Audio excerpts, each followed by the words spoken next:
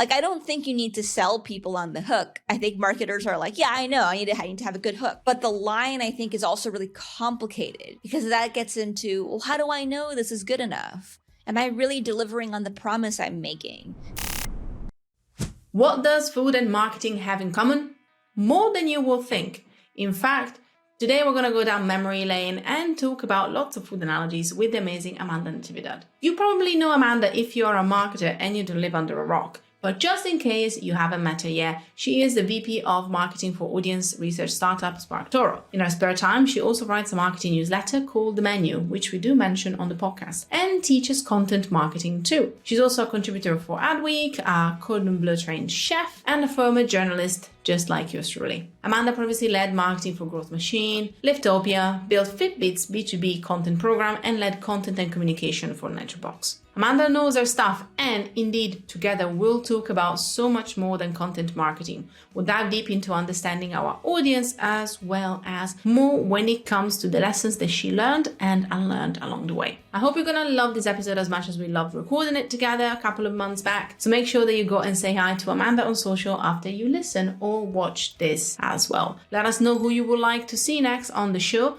But in the meantime, may today's class begin. Well, I promised off air that I was going to start asking questions about food. So everybody, welcome back to Old Marketing School, the podcast that is not about food, but starts with food today. So there we go, Amanda. I would apologize, but I'm not going to because it's a very important question to me. And it is, if you were to eat only one food for the rest of your life, Amanda, what would that food be? If I were to only eat one food for the rest of my life, what would it be? Well, it would need to be something overall kind of wholesome, like wholesome as defined by, it needs to have some protein, fiber. That's kind of what I just care about, right? Those are kind of the essential things. So I might say some kind of burrito with guacamole, like some kind of, a burrito can be wholesome, right? But it would need to include maybe like some steak and some shrimp and then a side of guac. I think it might be that. The good old apple. That's actually a very good option. And it actually makes you feel so much more thoughtful than I am. I just went literally because it's one of those questions that I like to ask people, and especially my husband. And then we got into this kind of role of like pasta or pizza. Again, living my stereotype of the Italian lady, but either or, because I was trying to think. See, this is what you think about wholesome. I think about versatile. I'm like, pasta, you can have it with different things. So even if it's pasta, you can have it with protein, you can have it with cheese if you wanted to, you can have it with lots of veg, and I was about pizza. So I think I settled on pasta in the end because it is literally, to me, the ultimate kind of like versatile food. But, that's why I always ask because, first of all, I know that, we can tell a lot from people like, about like what they eat and what they love to eat. So, and also I know that you really love food. I love the fact that your newsletter literally is called The Menu and it combines marketing and like food as well in it, which I think is absolutely brilliant.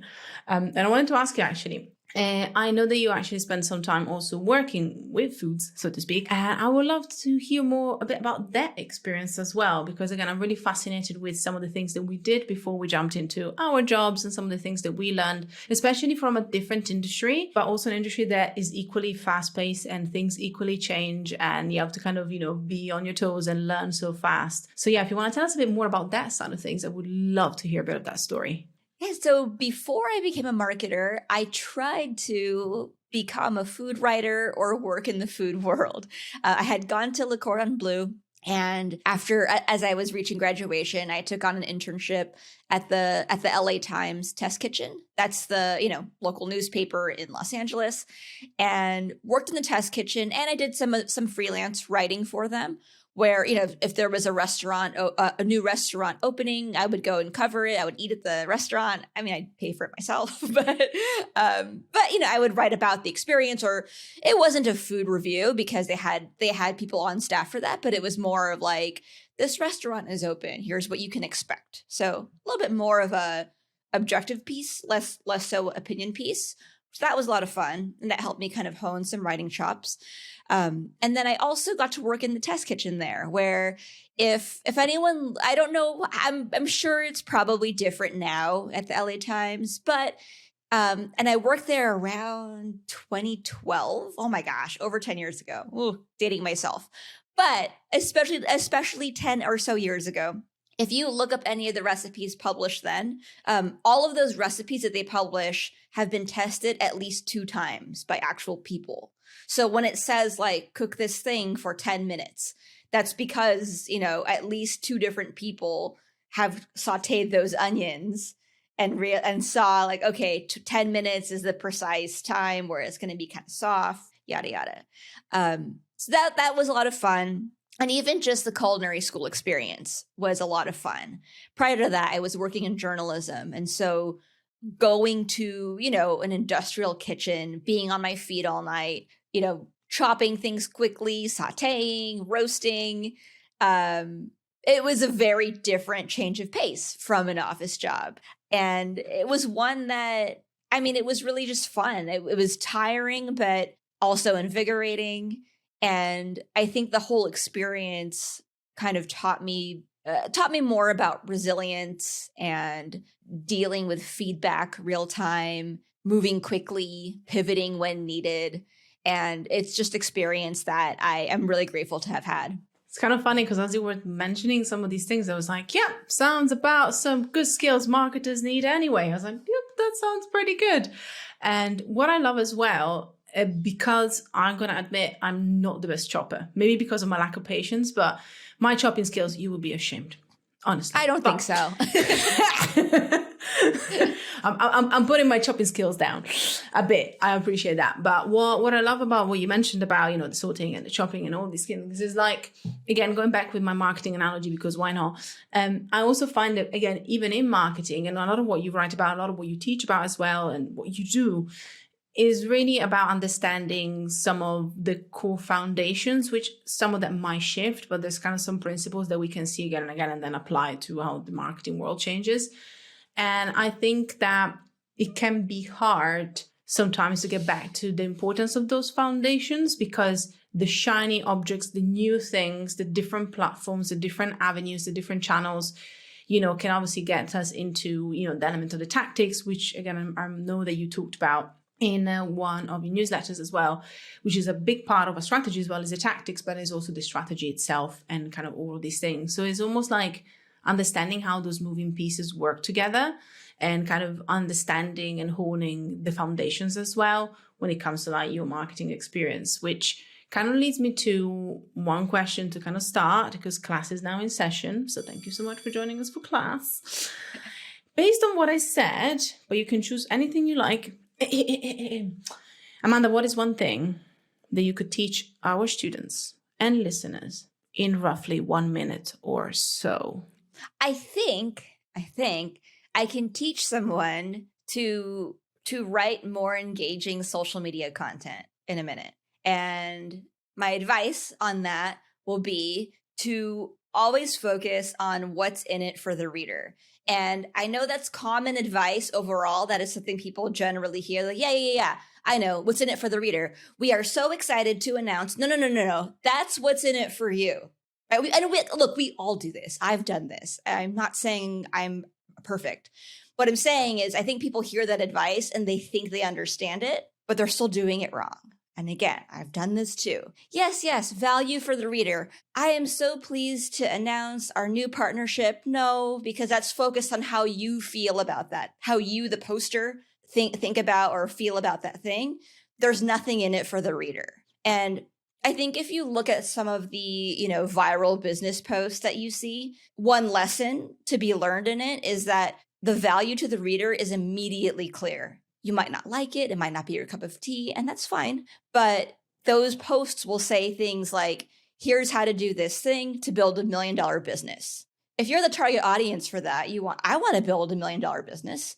Or here's how to build an email list with 10,000 leads in 2 months. Oh, I want that, right? Like those are all things that the reader in that target market reflexively wants, quickly wants. And I think that as social media marketers, and I'm saying that in a broad term, and at some point, I think we are all social media marketers. That is something that I think social media marketers need to really home in on and really need to understand and practice. And I think once you're actually thinking through like what's in it for the reader, why do they need to read this? Why do they need to click this? I think it'll come together better for you. Happy dance. Every single, whenever I hear something I love, there's always a little bit of a dance, which obviously if you watch on YouTube is a delight for you. You're welcome. If you don't, you can imagine whichever dance you want. You're very welcome too, regardless.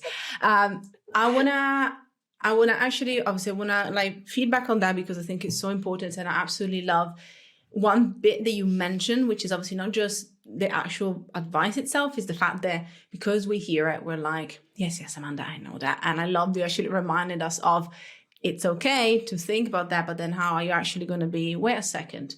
And one thing that I want to hear your opinion as well, but we're both a past of journalists. I used to be a music journalist. So one of the things that I learned about that and about being a writer is that whenever I would send something to my editor, especially reviews or even interviews sometimes, there will always be a lot of feedback, a lot of editing, which was fine. And one of the things that I learned about myself is that me, as I was sitting down to write something or transcribe something as the writer, I have a completely different mindset as me as the editor and the proofreader. And so even when I was doing it for myself, just to make life easier, I realized that I was wearing different hats, and it was easier for me to just kind of write and kind of then see maybe how I wanted to edit or shift or change my things for myself later on.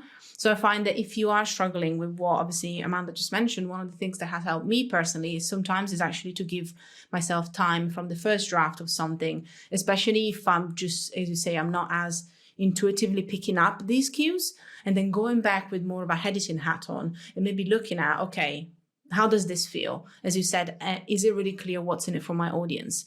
Because I find that sometimes it can be hard for us to kind of separate those hats and have that reflective piece at a gut instinct.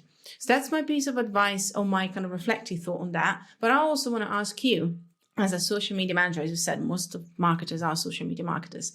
How do you feel, or do you feel that your experience with journalism, whether it was before or even during your food writing work, has helped you, or maybe kind of given you some really reflections about how you currently, that's the word, write content online? So how has that helped you, or maybe like, shifted your perspective or supported you with this? Yeah. So what I'll say, and I think you'll relate to this too, as a former journalist yourself, is I think as journalists, I mean, you learn two really important skills. One, you learn to do research in a way that I think a lot of maybe content marketers or people who are marketers who are getting into content, it's not very intuitive for them. And by research, I mean like things like, I think people like you and I, or journalists like you, former journalists like you and I, we're not afraid to like pick up the phone and call someone. Or you're like, well, I need to get this quote, or I need to understand this thing. I just need to reach out to this person, get the quote, whether it's a phone call, an email, or something that's very direct, right? Where you're like, hey, writing a piece on, this topic. Can I get your quote on your thoughts about like distribution platforms, right? And like, and I think you and I are not afraid to do that, and that's in the sense that that's just part of the job, right? If you're writing a good blog post, that's just what you do. Where I think and that's just kind of how we were trained to write news articles, right? You're writing a news article, you need to get a quote. And I think if you are a marketer who's getting into blog writing, that's not intuitive to you. That's not really part of the marketing training. And so one, there's that reflex. And then two, I think it's also that and I think, again, it's in our training, right? It's in our training of talking to people, doing research, reading a lot, writing a lot.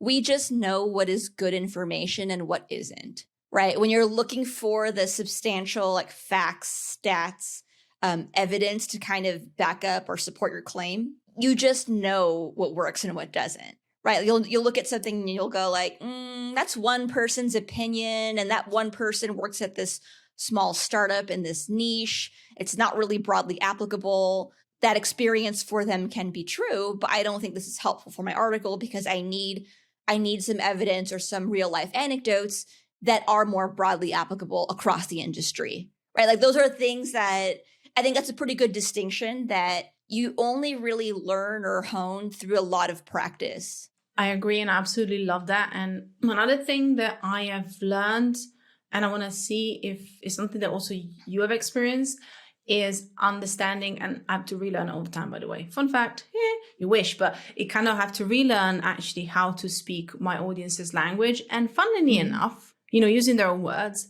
it was so much easier when I was talking about music, because realistically speaking, like a lot of that was fed to me. A lot of that was kind of like some of the lingo was the lingo that we would use, especially when you were talking about something specific. Whereas whether I'm working with clients or with students, or even just sometimes talking to my own people and just I need to remind myself of the element of, when you speak, when you use the words of your audience, when you kind of take that in and you hone it and you reflect it back to them, it's so much clearer. As you said, you made a great example about how to kind of provide value quickly, but actually say things that they think is some of the problems they want to solve and their pain points. And I think that this is something really great. But for me, what I missed sometimes, even when I was doing that, was I was still using words that would not relate to them. I was still using things they would not necessarily fully understand or hone in themselves, which I felt then the messaging kind of went off a bit without me realizing. So that's something that I have learned. And then whenever I catch myself not doing it, I need to kind of bring myself back to think about, what do my actual students say? What is some of the data that I have to show me, a bit like you mentioned, quotes from interviews that I can actually use to infuse that into the message that we have. Is it something that you have noticed or something that, you have experienced, or again, it's something that you naturally do? Because I know that some people actually are very much well versed in it. For me, it's a constant relearning of it. Yeah, I think it depends, right? I think it kind of depends on the industry. And that's where it's really important to just talk to people in that industry, right? Like whether it's your customers, in my case, my customers are other marketers. So in a sense, it's very easy for me to have these conversations, right? But customers, just people like who would be the consumers of this product. It's just super important to continue to hone that and like keep practicing those muscles, and even just you'll pick up certain nuances or certain terminology along the way. And I just think it's super interesting. And I think like at this point, I think I have a pretty good sense of what is terminology or what is good jargon in other industries, or like I can hear something and go, oh, that I feel like is a known term. And I think that's super interesting. Like I went to a conference yesterday. It was not a marketing one. It was one about social impact. It was the social innovation summit. It was in LA. And a lot of the people there, not everybody, but a lot of the people there were in sort of HR and chief people officer, human resource type of roles. And something they talked about in one of the panels was parental leave policies. And one person said, I think what a lot of people are doing these days is they're playing the boss lottery. Like they're trying to find the best boss or employer that would give them a really good parental leave policy. And I just, my ears perked up when I heard playing the boss lottery, where I was like, that's a really good term. And I think that's a good example of something in the sort of people management space, because that's not an official term, right? That's not like an official, like textbook, like policy term, but it's like casual industry, like conversational fodder, where you hear it, you instantly know what that means. It doesn't need to be explained to you, but it also feels insidery. Like those are sort of the phrases that I really like to hear about in any kind of niche or industry. And I just think it's super interesting. I love that, especially because then I can see how then you can use that. Obviously, you can then use it if or when you need to talk to these people, you kind of want to relate to them and drop these things in. And it goes back to something that you already mentioned, which makes me always happy, which is obviously understanding our audience and understanding them on a deeper level, which is really kind of knowing, again, some of the little things that inside the knowledge. And it goes back to like the psychology of the reasons why we choose specific things, and whether it's visual marketing, whether it's bigger campaigns. And it's kind of one of those things that can also make your content stand out when it comes to the sea of content that we have out there, especially in the different platforms that we're at. One of the things that I also found that can be, going back to this journey with the audience, a bit of a challenge that sometimes we, again, might forget about, especially when we're working within our own business or with our own clients, is actually remembering those check-ins, not just speaking to our audience, but also remembering to check in whether their problems have changed. And I wanted to ask you about your experience and or your advice that you would have when it comes to that, because I think it's such an important reminder that our audience might change, the problems might change. And I think the best example was the before times and then the middle times, where everybody see, you know what I'm talking about, you know, with the before times. And then there was a time when we were all stuck at home. And obviously everybody's habits changed. And I think it was a good reminder for marketers that, you know, sometimes our problems, our pain points will shift. And now that we are in a time where, again, you know, the world is working again in a different way, and we've found new habits and routines, it's just not forgetting to check in on our audiences and make sure that we know if we're serving them the right way. So what would be some of the things that you would think about, or the advice that you would give when it comes to making sure that we're still on track with that? Well, I think it's just some of the very top line, very overall problems that don't tend to change that much, right? I think there's like the overall pain point probably still exists, but below that, right, the job to be done, that might change every time, right? So I think, like, for example, during peak pandemic, I think podcast listenership was down, right? It didn't mean that people no longer wanted to learn or no longer wanted to consume interesting or funny or whatever. Value is subjective, right? Interesting content, right? It didn't mean that. It just meant that they were looking to other sources of influence or other sources of information, right? So then maybe I think people were on social media a lot more often. So like reading tweets, watching TikToks, you know, going through the Instagram reels, like those were things that people were doing. They weren't so much putting on headphones and then sitting quietly in a corner to listen to a 40-minute podcast, right? The overall appetite for content was there, but the desired form factor was different. So I think trying to be attuned to things like that is really important. And I'll also fully admit that's a good example of hindsight's 2020. Right. Like, I'm not saying that like I knew during that moment. I didn't know. I just remember having read that somewhere and they're like, oh, that's really interesting. Actually, that does make sense. So maybe what I would say is look for those macro trends or macro instances. In this case, the macro instance being the pandemic. Look at those sort of macro instances and see what you can learn from it. So essentially learn from recent history and how that might apply to future situations. Or if you're facing a current situation, try to think of a similar type of historical event. And by historical event, I don't mean it doesn't have to be like 50 years ago. It's just whatever's in the past. Think about a similar historical event and see if you can research that and how those problems were approached and what you could then apply as a framework to your current situation. A woman after my own heart. Like, the more you mention research, the more like I do a little FETO. It's just like, yay. Which, you know what the cool kids are, when that's what makes us excited. Before I get to my believe it or not, the second question from Class in Session, I would love for you to explain to us, just bearing in mind that we've got marketers of all shapes and sizes, briefly, what is jobs to be done? Because I know that some people might not be familiar still with the framework. So can you give us a short explanation of what that is, please? Oh yeah, sure. So jobs to be done.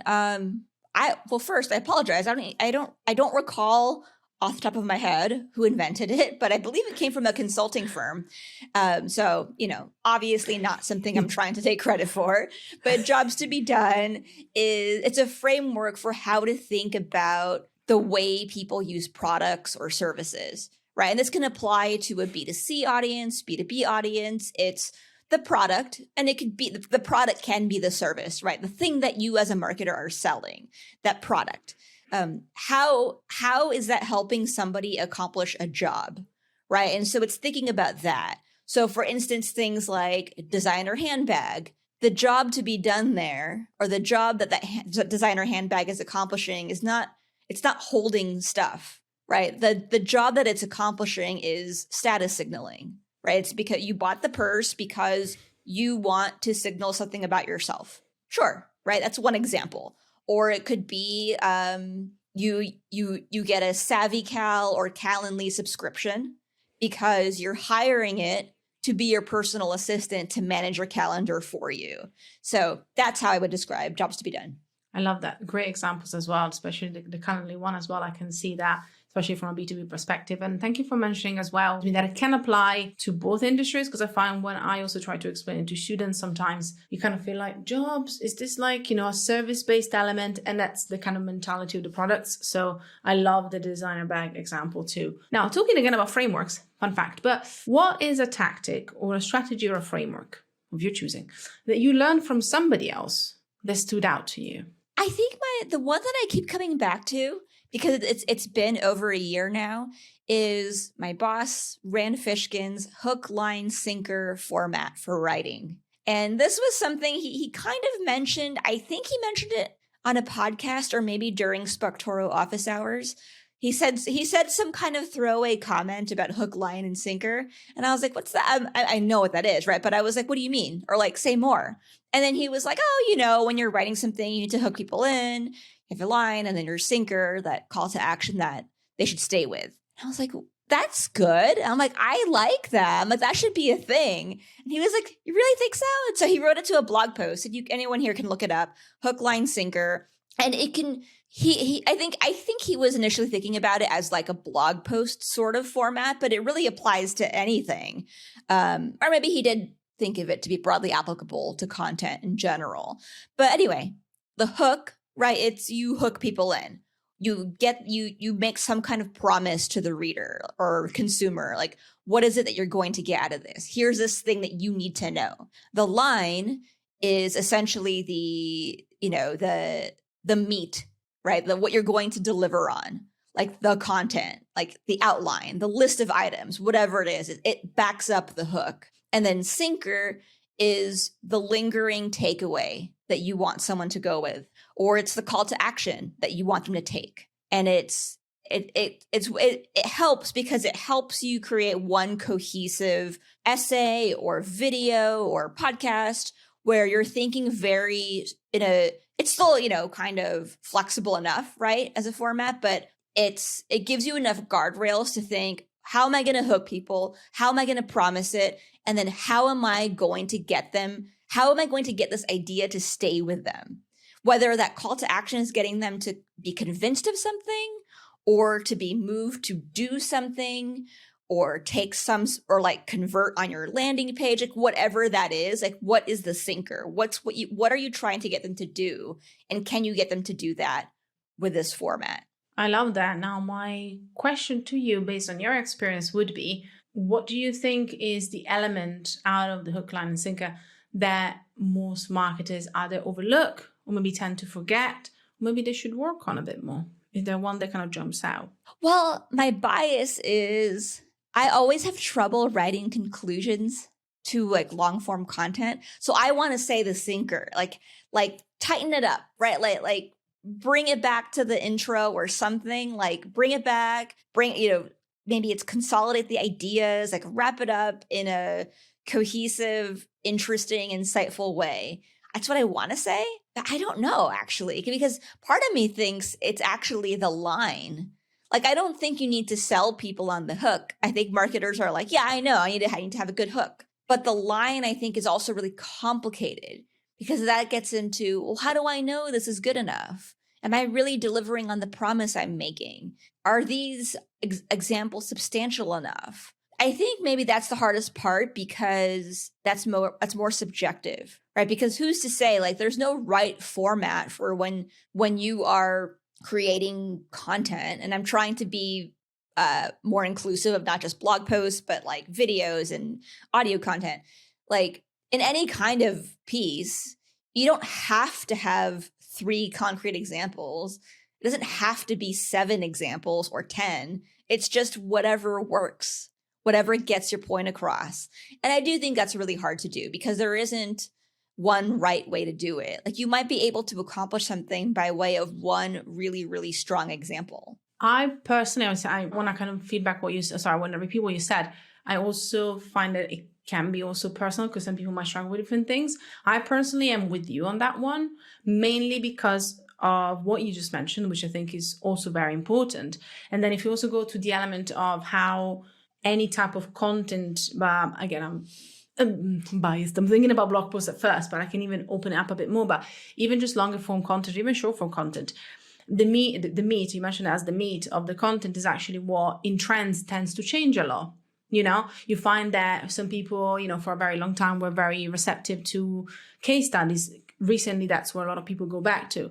There was a time where, actually lists work really well.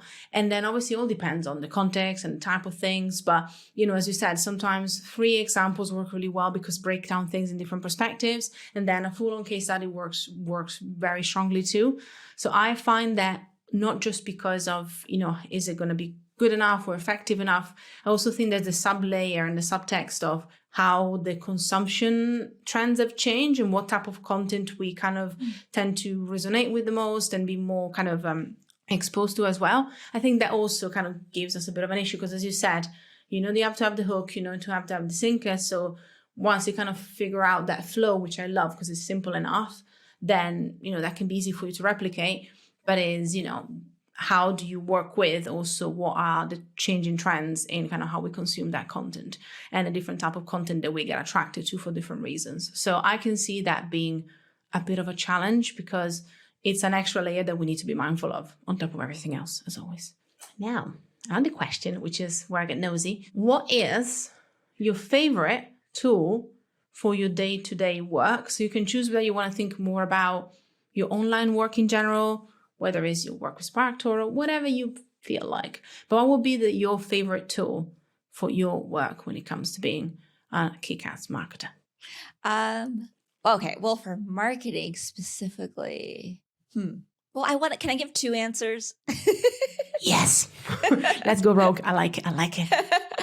Okay, for the marketing work, a lot of my marketing work is writing. It might not be the case for every kind of marketer, but for me it is. And so for me, I like a really, really good text editor. And so I use an app called lex.page. It happens to have like some GPT capabilities. But however, for me, the job to be done is that it is a Google Docs replacement. So I'm coming up on space or running out of space in my Google Drive. And so I'm trying to look for alternatives to just not keep filling my Google Drive up. And so I'm using Lex for that. So with Lex, you can organize your writing into different folders, which is great. I have some for personal use, some for SparkToro. And that's where I draft all my content. It's a really very clean, simple, minimalist interface where I can just type and get going. And the GPT capabilities, which I sometimes use, are I'll highlight a paragraph and then I'll ask it to give me feedback on the paragraph. And then it might identify sentences that are unclear or what it thinks are unclear, right? And then I can look at that and see, do I agree with that? Should I fix that? Sometimes yes, sometimes no, right? Or like maybe I'll find a weird verb choice, right? Or I'm like, oh, that's wrong, and I'll rewrite that. So it helps me kind of flag some of those things. And overall, it's just a nice writing experience. So I use that pretty often. My second answer, and this is a little bit less marketing, which is why I was like, I want to give 2, but I use it all the time, especially now, is Notion. I previously, I had been a paid user of Evernote since 2011, like so many years. And then I think like in the recent years, they've stopped innovating the product, but just kind of made some general like maintenance changes or like little upgrades here and there, which I was fine with. But then I got a notice that they were increasing the price by 50%. And I just thought like, that just seems wrong to me to increase it by 50% and then to no longer make true innovations. Like I'm not paying for that. And it like made me mad. So then I was like, I need to just switch it over to something else. And then I decided to go all in on Notion, which I had already been using here and there. And so now I'm all in on Notion. I like it a lot.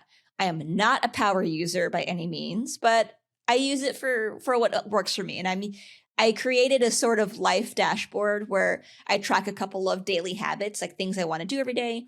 I track all my tasks, like things I have to do for SparkToro, and then just personal life stuff, right? Like have to stop by the bank and like get some cash, like things like just personal like to-dos like that. And I also have like, I keep my recipes there. I use a tracker, or not a tracker, but some database from Steph Smith. She's posted this on her social media before, but Steph Smith, she's a podcast host and creator, an indie maker. But she made this notion that was called expiring reads. And you just put in links to things that you mean to consume, like whatever, like things you're going to read or whatever. And you just check it off, like you complete the task as it's done. But if you don't consume it within a month, it just disappears. And so that's what I like, because I often have things that I intend to read, but it just kind of sits there.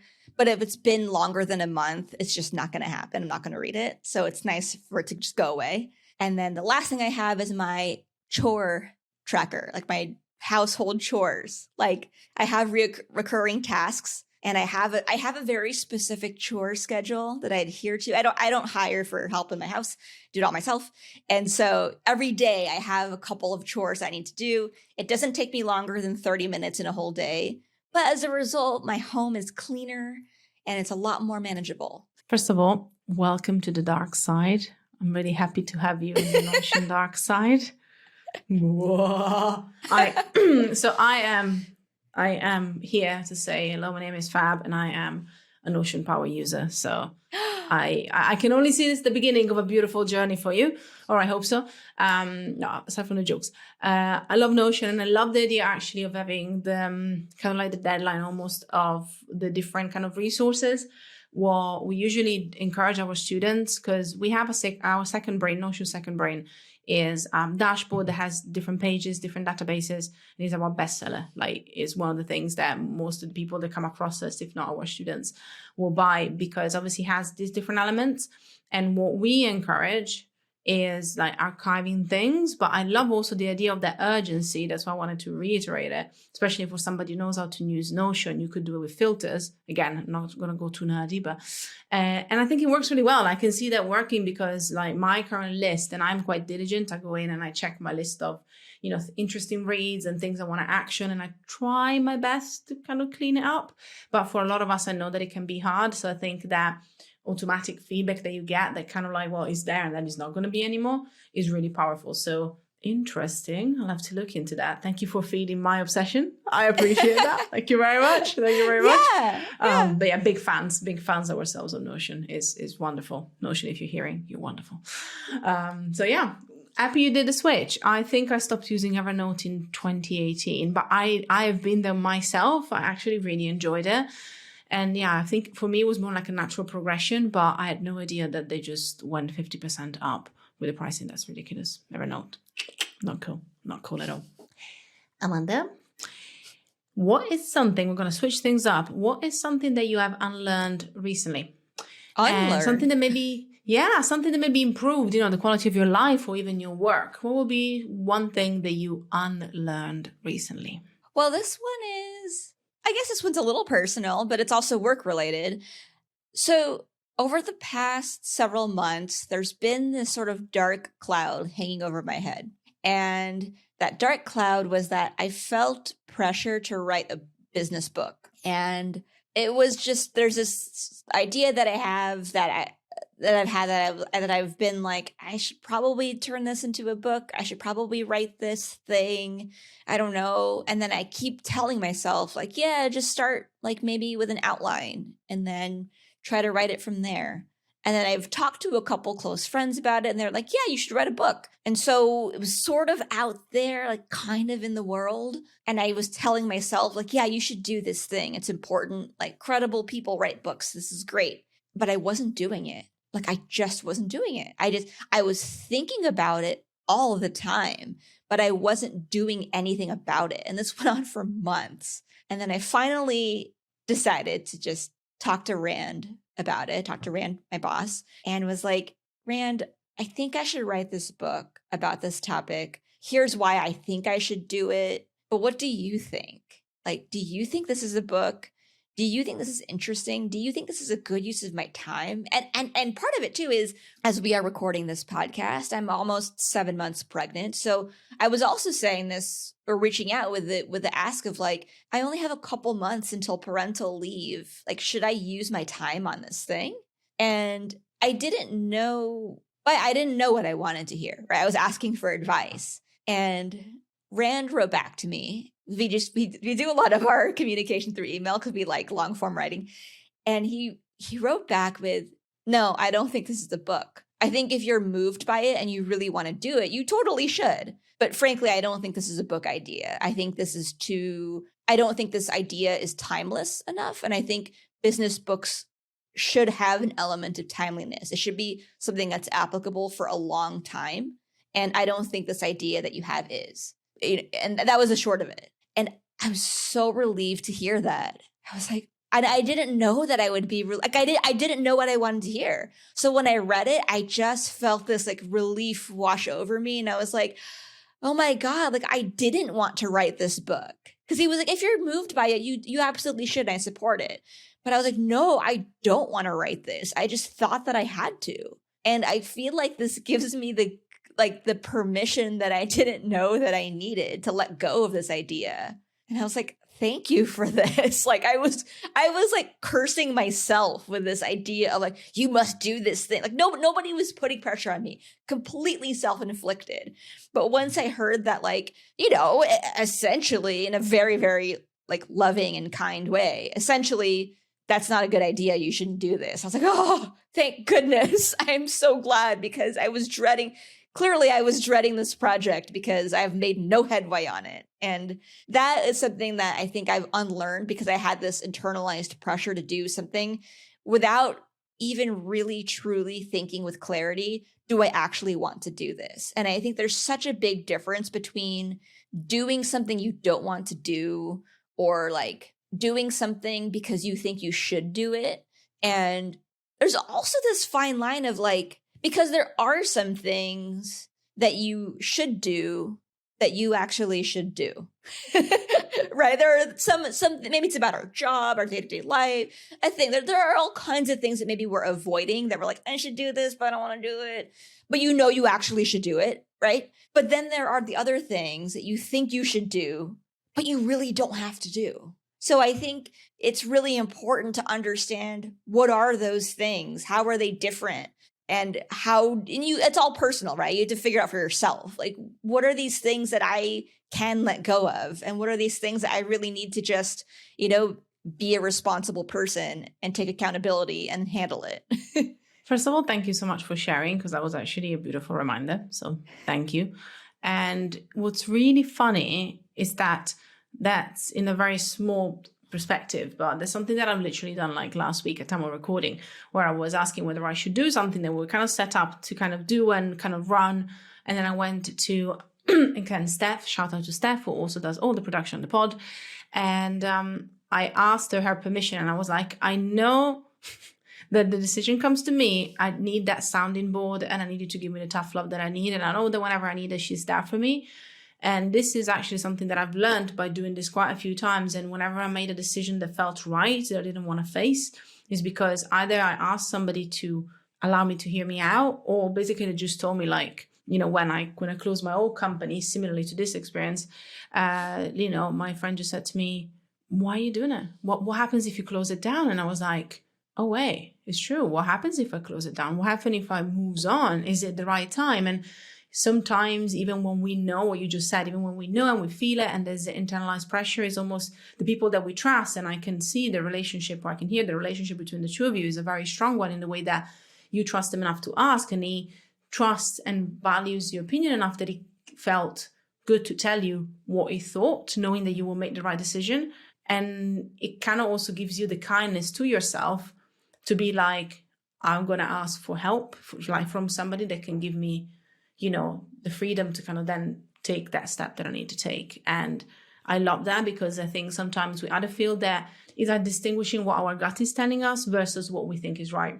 And so bringing somebody else in the picture can really help us move that. So beautiful lesson. I can say that it works for me too. And I generally think it can work for so many people. So it's a great reminder of, sometimes it's just that little thing that we need. But we're still waiting for your book, Amanda. We don't know what it's going to be, but we know one might come at some point. So, whenever you're ready, we're here for it. Even if it's a marketing cookbook, which would be hilarious. I don't know how it would work out, but we'll see. Well done for getting through class in session. I have Quickfire round of this or that. Amanda, I'm going to give you 2 options and you're going to choose which one you're going to keep. Are we ready? Yes. Cool. Spotify playlist or podcast? Spotify playlist. Excellent. Voice note or text? Text. Nice. I mean, I know you're like, why are you asking? But I have to ask. I ask everybody. I know the one that I'll be one. Carousels or reels? Carousels. Nice. We're going video now. TikTok or YouTube? I shouldn't say it, but TikTok. I love it. Disclaimer. Now we're going to go harder. The last few are going to be the hardest ones. Newsletter or Twitter? Newsletter. Nice. Memes or GIFs? That's our final one. Memes. Absolutely memes. I love the 100% conviction. I had somebody trying to explain to me how they could actually... So there are a lot of people find a loophole with this one. But you can see how strongly people feel about both options. But I love the conviction. I know it can be one that can have a lot of pros and cons to either side. So thank you. This is just to kind of bring us back into like closing times. And what is the last picture you took on your phone, Amanda? Do you remember? I think it was a picture of my husband building a dresser for me. And the IKEA dresser that I saw in your stories. Yeah, it was that one. You know, and I'm also, I'm gonna be honest. Look, I don't love in my household that we often, not always, but often ascribe to societal gender norms. Because look, I am all about like you do what's right for you, inclusivity. Everything be, you know, I don't, it's not intentional, but I just so happen to, I love to cook. I love to take care of my kitchen. I love those things. I don't like building furniture. I am fully capable of it. And it's fine. I built my little sofa and this little nightstand behind me. I made those. It's fine. But I don't like it. And my husband doesn't mind it. And I'm almost 7 months pregnant. So he very lovingly was like, I'm just going to do this for you. And I was like, you know what? I accept. Thank you. I love it. And then you can be like, I'm going to play on my strengths and I'm going to make us an amazing dinner so that we can just enjoy it after the dresser is ready. So yeah. No, I appreciate that. And I totally understand. It's playing to your strengths as well, which I think is super important. Now, since we're social media people, I would love to ask you, what is your favorite social media platform at the moment and why? You know, at the moment, my favorite social platform, gosh, I don't know. I thought I had a clear answer. And then as I started to like form the idea in my head, I was like, oh, no, that's not true. You know what? I'm going to say LinkedIn. And I'm going to say that because I know we all think at some point or another that LinkedIn is cringe. Like, and I feel this way too at times. There are some posts that I'm like, not for me, but that's okay. But I think by and large, the intentions are a lot nicer or like more innocent, I guess, on LinkedIn, where even if something is cringe, it comes from a place usually, right, of a person wanting to seek connection. And there's nothing more human than that. And at least people are trying, right? And I think, and for LinkedIn, at least for the most part, it's people using their government name with their faces, with their titles, trying to put their best foot forward. And so I think for any of its cringiness or perhaps content that you don't like, that's all personal preference. But I think at the end of the day, it is, maybe I'm just an optimist, but I really believe that at the end of the day, it's people who are just trying to put their best foot forward. They're trying to get a new job, or they're trying to hire, or they're trying to position themselves as, you know, a credible like thought leader in their space. And there's nothing wrong with that. And I think it's all very nice. And I think that just represents like what I want more people to be doing on social media, like just trying their best and like being themselves. And I love that idea of actually, it's just, you know, being in a space that you kind of enjoy being in as well, not just because of the content you create, which is good, you know, the type of content you want to create, but also because of the content that is around you and the conversations and the people that you have around you. I'm a big believer in kindness first, and I appreciate that everybody's going through the things in their life and everybody has bad days, but then also part of me is like, if you start by just being a bit kinder to everybody, you know, the world becomes a tiny, tiny bit better. And that's never a bad thing. So, you know, it's that kind of thing, a space that genuinely kind of embrace that is a place where obviously we also feel more compelled to show up more often because we feel we can, share our experience. So I absolutely love that. Is there anybody that we should follow aside from yourself on the platform that you would like, one person you would like to recommend us on LinkedIn that you think embodies that really well? Oh, I will say, Adrienne Shears. She's terrific, great marketer, PR, organic marketing, social media person. She also has a LinkedIn show called Unleash Your Expertise. I think it's weekly. So keep an eye out for Adrienne. She's great. And especially on the PR front, she really knows the PR side, like how to talk about certain topics, how to position things just right, how to jump on certain trends or timely topics. And it's just become a well-honed skill for her, and she's so good at it. So I love learning from her, and she's also a lovely person. So love it. Absolutely amazing. Amanda, I have one more final question for you, and it's one of the hardest ones because we keep the best for last, as they say. If you have the power to broadcast one message onto everyone's phones, what would that one message say? I think that one message would say, afford yourself as much grace and kindness as you do of your closest friends. I like it. Let it sink in. I love it. Being kinder to others, be kinder to ourselves is a great way to end. Thank you so, so much. Amanda, if people want to find out more about you, where should they go? Let's leave them with a beautiful place to go to say hi and connect with you. Yeah, so you can check out my work and, personal or social media accounts and newsletter on my personal site, amandanat.com. And then for more on my actual work, like my day-to-day marketing work, SparkToro is the best place to go. We also have a twice a month audience research newsletter. So that's where I tend to do a lot of my marketing writing and curating. And so keep an eye out for SparkToro's audience research newsletter. Thank you so, so much. Lots of places to go, lots of little things to look at. Thank you for being with us, Amanda. It's been an absolute pleasure. As always, we'll be back next time with more lessons on how to market to hearts and make marketing human again. But in the meantime, class dismissed.